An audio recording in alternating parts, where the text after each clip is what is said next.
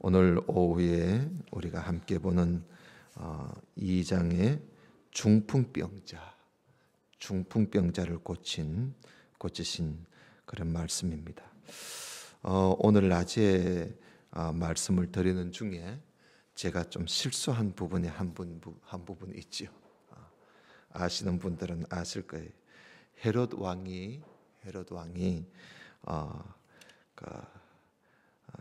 악한 짓을 하나 했는데 처제를 아내로 삼았다는 것이 아니라 헤롯 왕의 남동생이지요. 남동생 빌립의 아내 헤로디아입니다. 빌립의 아내를 아내로 삼다가 세례 요한에게 한 소리 들었지요. 그래서 밉다고 세례 요한을 옥에다가 잡아놓고 나중에는 목 베어 주겠습니다만은 그래서 남동생의 아내는 처제가 아니라 제수기지요. 제수. 제가 원래 이런 걸 잘 몰라요. 그래서 막 나오는 대로 막 어떤 데는 말할 때가 많습니다. 오늘 중풍병자인데요. 오늘 2장 1절에 보면 이런 말씀이 있어요. 가버나움의 지역이 나오지요. 가버나움. 예수님이 며칠 후에 가버나움에 다시 들어갔다는 말씀 나옵니다. 그죠? 다시 들어갔다. 그래서 여러분 가버나움에 한 번 갔다가 이제 두 번째 들어갔었다는 그런 말씀 아니겠습니까? 이 가버나움이라는 이 마을이요. 나훔의 마을이라 뜻입니다. 가버나움, 나훔의 마을이라 그런 뜻인데요. 이 가버나움이라는 이 성읍이 꽤 커요. 갈릴리 바다에서 좀 북서쪽에 있는 그런 성읍인데요. 꽤 커요. 예수님이 갈릴리 바다를 중심으로 해서 복음을 주로 많이 전했었거든요.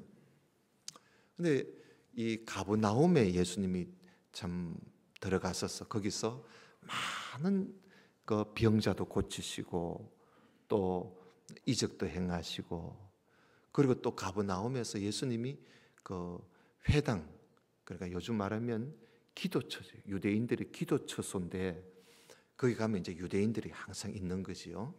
그 회당에 들어가서 하나님 말씀을 많이 가르쳤어요. 그러니까 어떤 성읍보다도 가버나움이라는 성읍에서 예수님이 오랫동안 머물면서 병자도 많이 고치시고, 그리고 말씀도 많이 가르치시고, 또 여러분 마태 알죠? 마태가 세무 공무원인데 세무서에 일하다가 예수님이 불러서 예수님을 따라가지 않았습니까? 그 세관도 가버나움에 있었어요. 예수님 가버나움에 계실 때 그 가버나움에 있는 세관에서 마태를 예수님이 부르셔서 제자를 삼기도 했어요. 그리고 또 우리가 요한복음에 보면 예수님이 오병이어의 기적을 일으키시고 그 오병이어에 대한 설교를 예수님이 가버나움에서 하셨어요. 거기서 하면서 생명의 떡 이야기를 하신 거죠. 생명의 떡 이야기. 이렇게 가버나움에서 예수님이 예수님이 심려를 기울였어요. 그들을 구원하시려고 예수님이 상당히 애를 썼었어요. 그런데 이 가버나움이 그렇게 예수님이 애를 썼는데도 결국은 이 가버나움이, 이 성읍이, 백성들이 해결을 하지 않아서 결국은 예수님께서 이 가버나움 성읍은 멸망할 것이라고 예수님이 예언을 하십니다. 결국은 망해요. 그래서 우리가 이런 걸 보면 예수님도 말이죠. 예수님도 상당히 힘을 기울이고 상당히 애를 써도 그 백성들이 마음문을 열지 않으면 소용이 없어요. 이 가버나움의 백성들이 얼마나 많은 기적을 눈으로 보았고 귀로 들었고 했으면서도 그들 자신들이 회개하지 않으니까 그 가버나움 성읍이 멸망할 것을 예수님이 예언을 하셨단 말이죠. 그래서 우리가 이런 걸 보면 우리가 참 무슨 기적이 많이 일어나고 이적이 많이 일어나고 여기저기 교회가 막 세워져 가지고 여기저기서 설교를 하고 아무리 한다 해도 거기에 사는 사람들이 회개하지 않고 마음을 열지 않고 복음을 믿지 않으면 여러분 소용없어요. 소용이 없어. 예수님이 그렇게 하셔도 안 되는데, 그리고 바울도 마찬가지. 바울도 그렇게 해도 안 돼요. 그래서 우리가 이렇게 오늘 낮에도 말씀드렸습니다마는 우리가 회개하고 복음을 믿는다는 거, 이것이 바로 구원 얻는 지름길이고 구원 얻는 길이잖아요. 이것이 하나님 나라를 얻는 길이라. 그래서 이 가버나움 예수님이 다시 또 들어가셨다는 거, 그 한 번 들어가시고는 또 다시 들어가셔서 하셨다는 것은 예수님이 그만큼 거기 가서 애를 쓰신 거지요. 자, 먼저 들어가신 이야기를 조금 보십시다. 여러분 1장 21절을 좀 봐요. 1장 21절에 보면 저희가 가버나움에 들어가니라. 예수께서 곧 안식일에 회당에 들어가서 가르치십니다. 하나님 말씀을 가르쳐요. 안식일에 회당에 가서 가르치시니까 여러분 사람들이요, 무사람이, 그러니까 그 가버나움에 있는 사람들이 예수님이 가르치는 그 교훈을 듣고 놀래요. 야, 어떻게 이런 사람이 있나 하고 깜짝 놀랍니다. 여기 22절 봐요. 이는 그 가르치시는 것이 권세 있는 자와 같고 서기관들과 같지 아니함이러라. 그러니까 자기들한테 있는 다른 선생하고 다른 거야. 예수님이 그 가르치시는 그 모습이 예수님이 참 예수님이요 열심히 가르치신 것 같아. 그러니까 사람들이 깜짝 놀라는 거예요. 세상에 이런 선생이 계시다니. 그 놀라면 뭐해요? 그러니까 듣기는 잘 듣는데 이걸 이들이 받아들이지를 못하는 거예요. 야 하면서 야 참 잘한다. 야 정말 명설교다 이러면서 그런 소리는 해놓고 자기가 회개하지 않고 믿지 않는데 그건 무슨 소용이 있겠어요? 이게 오늘날 우리들이 이 기는 아주 높아져 가지고 누가 이야기하면 야 하면서도 받아들이지 못하는, 이게 참 불쌍한 거거든요. 이 사람들이 그래요. 여기 보면 여러분 또 쭉 밑에 봐요. 여기 보면은요 27절 봐요. 27절에 보면 다 놀라. 왜냐하면 예수님이 귀신을 내쫓았거든요. 귀신까지 내쫓으니까 27절에 보면 다 놀라 서로 물어 가로되 이는 어찌민요 권세 있는 새 교훈이로다. 더러운 귀신들을 명한즉 순종하는구나. 그러니까 예수님이 더러운 귀신 들린 자도 귀신아 나가라 하니까 귀신을 쫓아내시기도 하고 하니까 교훈과 또 귀신 쫓아내는 것과 이런 것을 보고 이 사람들이 깜짝 놀라는 거예요. 이게 도대체 어떤 일이냐 이게. 이렇게 하면서도 예수님을 믿지 못하는, 이것이 참 가버나움의 사람들이에요. 그래서 예수님이 회당에서 나옵니다. 29절 봐요. 회당에서 나와 곧 야고보와 요한과 함께 시몬과 안드레, 시몬 안드레는 형제잖아요. 야고보 요한도 형제고. 그러니까 이 두 형제가 시몬의, 그러니까 베드로예요. 이 시몬이 베드로의 장모가 열병으로 누워 있는, 집에 가니까 베드로의 장모가 열병으로 누워 있는 거예요.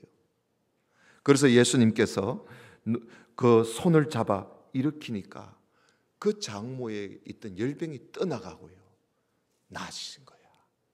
그래서 이 장모님이 그때부터 예수님을 수종들었어요. 그 이것도 여러분 이거 가버나움에 있었. 그러니까 베드로의 장모님이 집이 가버나움에 있었던 거예요. 그리고는 해가 집니다. 32절 봐요. 저물어 해질 때에 그 예수님이요 참 하루 일이 너무 바빠요. 그죠? 해당에서 종일 그날 안식일이거든요.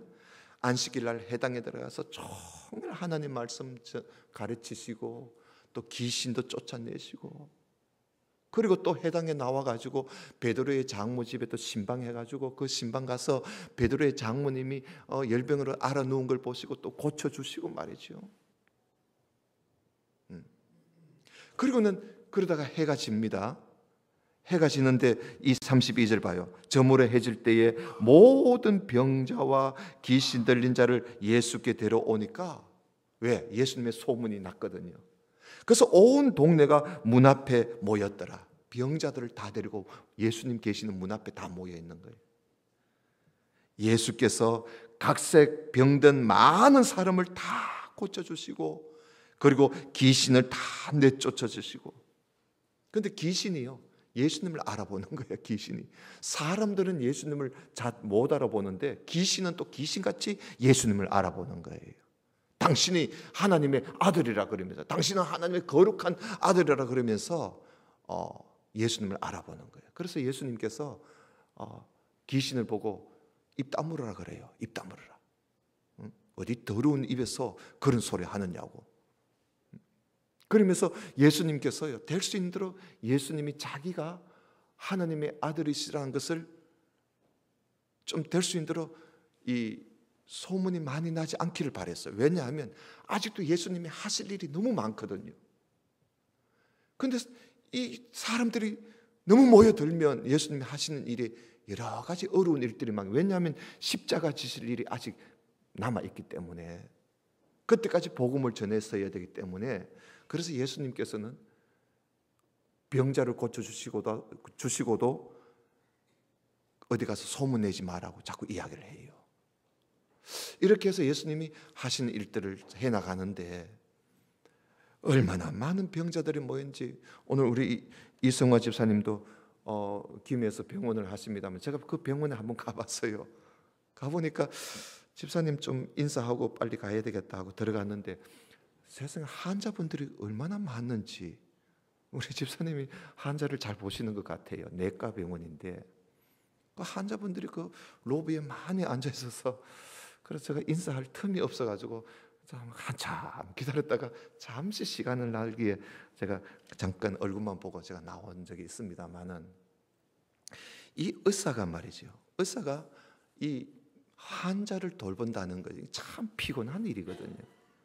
그지요? 참 피곤한 일입니다. 그 종일 앉아가지고 그 환자가 하는 말 다 들어줘야 되지요.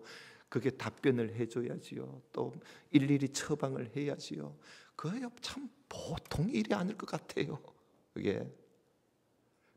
예수님도 그렇잖아요. 많은 병자들이 그것도 또 귀신 들린 자까지 있단 말이죠. 귀신 들린 자는요, 이건 또 감당을 못 하잖아요.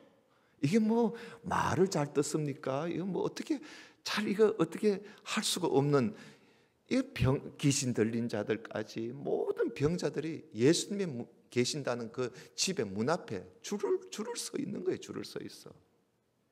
그래서 여러분 아마 오늘 우리가 여기 말씀을 볼 때는 그저 이렇게 간단하게 보지만 우리가 상상을 해보면 예수님의 그 하루의 삶이 정말 피곤할 것 같아요.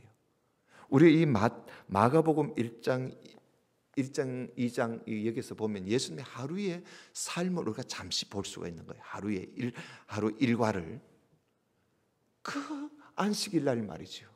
안식일 날 나와서 가지고 해당에 들어가서 종일 가르치시고 귀신 들린 자 고치시고 또 신방도 하시고 그리고 또 저녁에 돼가 또 병자들을 또 일일이 예수님이 각각 손을 얹어서 다 고쳐주시고 상담도 하고 말이죠. 여러분 그 안식일 날 그 하신 거 안식일 날 그게 얼마나 피곤하시겠어요. 여러분 그렇게 피곤하시는데도요, 여러분 35절을 한번 같이 봅시다. 35절에 보면 새벽 오히려 미명에, 미명이란 말은 뭐예요? 날이 밝기 전에 이 말 아닙니까? 새벽, 그것도 날이 밝기 전에 말입니다. 예수께서 일어났어요. 밤늦게까지 병자를 돌보시던 예수님이 그 다음날 새벽에 일어나시는 거예요. 일어나셔서 어디 갑니까? 한적한 곳으로 가요. 이 한적한 곳이 빈들이에요. 빈들. 원어에 보면 빈들이라는 말과 한적한 곳이라는 말과 그 원어가 같아요.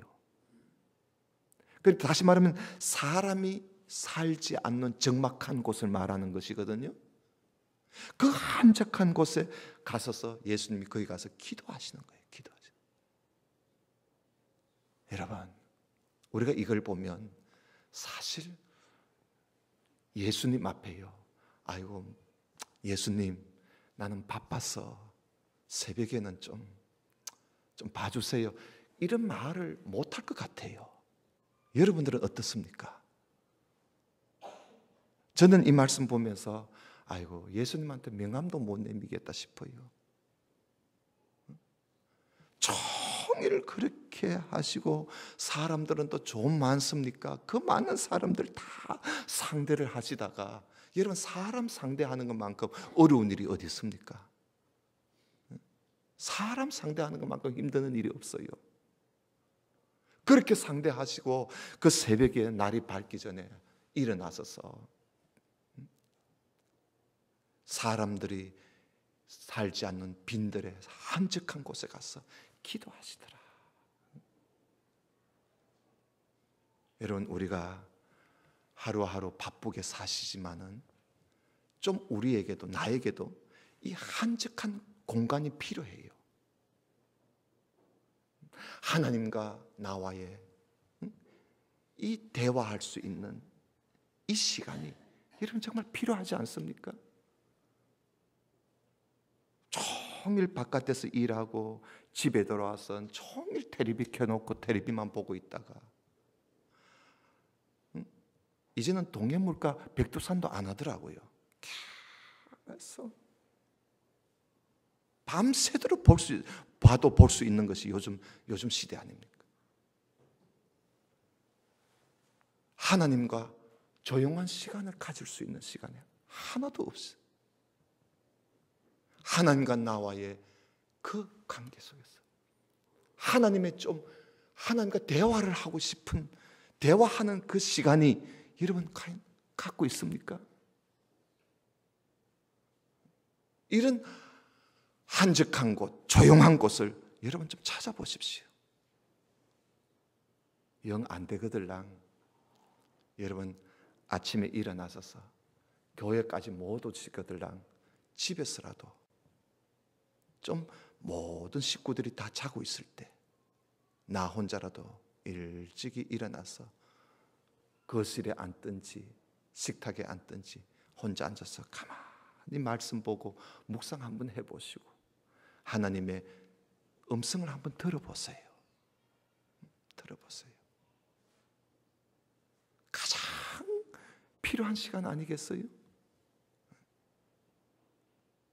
거기에서 우리가 하루를 살아갈 수 있는 힘을 얻게 되고, 거기에서 우리는 하루를 살아갈 수 있는 지혜를 얻게 되는 것이고, 거기서 우리는 능력을 얻는 것이지. 사실 우리가 사람이 떡으로만 사는 게 아니잖아요. 예수님께서 말씀하셨잖아요. 사람이 떡으로만 사는 게 아니라 그랬어요. 하나님의 입에서 나오는 말씀으로 우리가 사는 것이지, 하나님의 입에서 나오는 말씀에서 우리가 힘을 얻고 거기서 능력을 얻고 거기에서 우리가 꿈을 가지고 지혜를 가지고 우리가 살아가는 것이지, 사실 밥 먹고 산다고 힘 생기는 거 아니잖아요. 우리의 힘과 능력은 하나님 말씀에서 나오는 거예요. 그 조용한 시간을 가지면서 기도하시면서 말씀 보고 또 기도하고 그러면서 하루를 시작하는 거예요. 새벽에 새벽 기도 얼마나 좋습니까? 모든 사람들이 잠자는, 요즘은 또 새벽에 잠도 안 자더라고요. 그래도 하루 일정에, 하루 생활 중에 보면 새벽이 그래도 가장 조용한 시간 아닙니까? 그 새벽에 여러분, 사실 청도가 넓은들 얼마나 넓겠어요? 교회에 오셔서 새벽 기도를 하면서 설교를 듣고 말씀을 보고 그리고 기도하고 그리고 하루 지내는 거예요. 새벽 기도하니까 하루가 피곤하더라고요? 아닙니다. 새벽 기도 열심히 하시는 분들한테 한번 물어보세요. 그분들은 벌써 새벽 기도의 맛을 압니다. 오히려 새벽 기도를 안 하면 하루가 너무너무 불안하고 하루가 오히려 더 힘이 없고 하루가 더 기쁨이 없는 거예요. 그러나 하루 새벽 기도를 하고 나가면 가장 기쁨이 있고 힘이 있고 피곤한 줄을 몰라요. 새벽 기도 하니까 하루가 피곤해서 새벽 기도 못 하겠다는 건 그건 핑계지. 그건 아주 맛을 모르는 사람의 핑계예요. 예수님 앞에 명함을 못 내밉니다. 그런 핑계를 댈 수가 없어요. 새벽에 일어나셔서 조용한 시간, 교회까지 못 오시면 집에서라도 이제는 하나님과 나와의 관계 속에서 아무도 방해하지 않는 시간, 여러분 하루 24시간 중에 그 시간이 언젠가 한번 여러분 생각해 보세요. 어떤 분들은 밤늦은 시간일 수도 있겠고요. 어떤 사람은 낮일 수도 있겠고 어떤 사람은 새벽일 수도 있겠지요. 그 상관하지 마세요. 꼭 새벽 기도 제가 그거에 된다는 그건 그렇게 말을 하는 건 아닙니다. 우리가 하나님과 나와의 이 한적한 조용한 시간을 갖는 시간은 여러분들이 다 각기 가질 필요가 있어요. 그런데 우리가 그 계획이 쉽게 잘 무너지는 것이 우리 인간이기 때문에 그래서 새벽 기도를 나오는 거예요. 이 새벽 기도를 생활해야 하루가 즐거운 거예요. 그 예수님 보세요. 그렇게 종일 시달리고도 새벽에 일어나서서 한적한 곳을 찾아가서 거기서 기도를 하는데 여기 보세요. 36절에 보니까 거기까지 사람들이 찾아와요. 시몬과 및 그와 함께 있는 자들이 예수의 뒤를 따라가 만나서 가로되 모든 사람이 주를 찾습니다. 새벽에도 주님을 찾아왔단 말이지요. 그래서 예수님께서 우리가 다른 가까운 마을돌로 가자. 여기서만 있지 말고. 왜? 거기서도 내가 전도해야 된다. 나는 이를 위해서 내가 왔노라. 그러면서 예수님께서 가버나움을 벗어난 거예요. 벗어나서 예수님이 다른 지역에 가 있다가 다시 오늘 여기 2장 1절에 수일 후에 예수님이 다시 가버나움에 또 들어오신 거예요. 돌아오셔서 이 중풍병자를 예수님께서 고쳐주시는데요. 여기에 중풍병자가 일어나지도 못한 사람이에요. 그런데 이 네 사람이 이 중풍병자를 그 상을 서로 침대를 둘러매고 말이죠. 예수님께 고침을 받으려고 데리고 온 거예요. 사람들이 너무 많아서 돌아오지를 못하니까 아니 지붕을 뜯어서 그 중풍병자를 그 예수님이 계신 앞으로 지붕에서 내려놨단 말이죠. 여러분 이게 보통 일입니까 이게? 그 예수님이 이걸 보시고 이 사람들의 이 믿음을 보시고 말입니다. 예수님도 감격하시지요. 그래서 예수님이 보시고는 너 죄사함을 받아내니라 하신 거예요. 여러분 이 중풍병자는 중풍병자지만은 그 사람을 메고 온 이 네 사람도 대단한 거예요. 대단한 거라. 정말 좋은 친구들이지요. 우리는 병자락 하면은 뭐 그들도 보지도 않고 하는 그런 사람들 얼마나 많습니까? 근데 이를 위해서 최대한 봉사를 하잖아요. 섬겨서 예수님께 와서 마시죠. 고침을 받게 하려고 예수님께서 저희의 믿음을 보시고 소자야 네 제사함을 받았느니라 하니까 그 서기관들이 옆에 앉아 그걸 보다가 좀 뭐 이상한 소리를 하고 있다. 아니 하나님이 우리 죄를 사해 주시는 것이 저 사람이 무슨 우리 죄를 사한단 말이냐. 하나님 외에 죄를 사해 주실 분이 누가 있어? 그러는 거예요. 그랬을 때 예수님께서 그 모든 걸 아시고 야 중풍병자 보고 제사함을 받았느니라 하는 말이 쉽겠나? 일어나 상을 들고 나가라 하는 말이 쉽겠나? 내가 왜 이 말을 하느냐 하면 인자인 나, 예수님이지요. 인자인 나도 죄를 사하는 권세가 있는 줄 너희들로 알게 하려고 내가 그 말을 한 거야. 그리고는 예수님께서 중풍병자를 보고 일어나 상을 들고 가라고 해서 그를 고쳐서 내보내 주셨습니다. 그래서 예수님께서는 이 일로 통해서 예수님이 우리 죄를 사하여 줄 권세, 우리 죄를 사해 줄 권세가 있으시다는 것을 예수님이 알려주신 것이지요. 그래서 여러분 우리가 무엇을 하든지 예수님의 이름으로 기도하는 겁니다. 우리가 예수님의 이름으로 기도할 때 예수님의 이름에 권세가 있는 거예요. 죄를 사하는 권세가 있는 거예요. 그 우리가 예수님을 믿고 예수님의 이름으로 기도하고 예수님의 이름으로 할 때 거기에는 죄를 사하는 그런 권세가 있다는 사실. 그래서 여러분 우리가 누구를 위해서 기도할 때나 또 자기를 자신을 위해서 기도할 때나 또 내가 무슨 죄를 지었을 때 또 우리가 잘못을 저지를 때 주님 앞에 주님의 이름으로 기도할 때 우리 주님 죄를 사하는 권세가 있으신 우리 주님, 우리 예수님이 우리의 죄를 사해 주실 줄로 믿으시기를 바랍니다. 우리 그런 믿음 가지고 사는 거예요. 그래서 우리가 당당히 예수님의 이름 가지고 나가는 거예요. 거기에는 예수님이 죄를 사해 주는 권세가 있으시기 때문에 그래서 예수님의 이름으로 나가는 겁니다. 예수님의 이름을 가지고 우리가 모든 사람들 앞에 나아가서 열심히 예수님을 전하는 그런 우리 성도가 되시기를 주님 이름으로 축원합니다. 기도드립시다. 하나님 아버지 감사합니다. 오늘 또 이 시간에 우리 주님께서 가버나움에서 두 차례나 말씀을 전하시고 가르치시고 또 많은 이적과 기적을 행하시고 온 종일 가버나움에서